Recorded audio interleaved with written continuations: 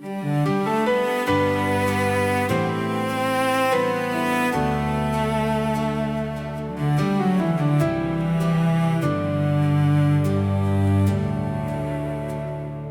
het so hard probeer om beter te wees.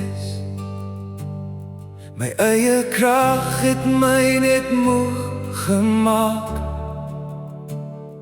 Ek wou die vrugte met my hande groei,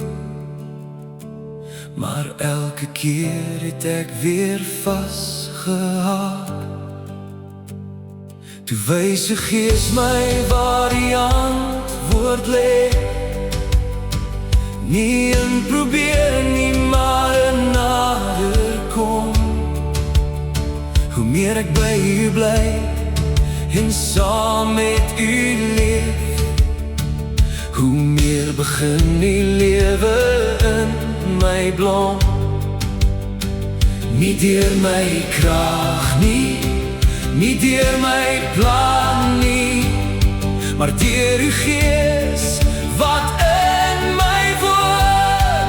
Laat die vrug in my groei, liefde, vreugde en vrede vloei, soos 'n rivier deur droë grond. Maak u my lewe vrugbaar, God. Laat die lig deur my skyn, maak my hart al meer soos u se. Nie my wil nie, maar u Gees alleen. Laat u vrug in my groei. Wanneer die storms om my begin woed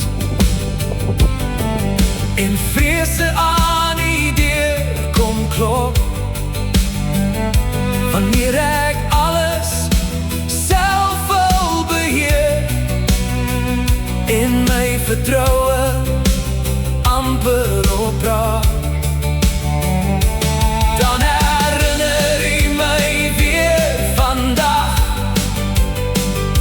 dat u nog steeds die stuur vashou.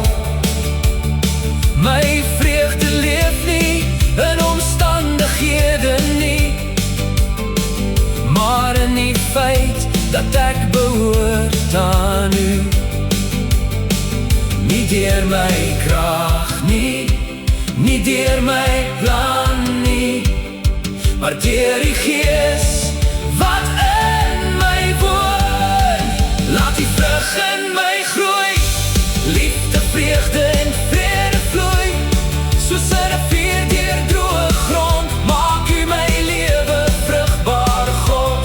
Laat die lig deur my skyn, maak my hart al meer soos u se. Nie my wil nie, maar die Gees alleen. Laat die vrug in my groei. Liefde wanneer ek wil oordeel, vreugde wanneer die donker kom, vrede wanneer die wêreld skree. U Gees maak my al meer soos hom.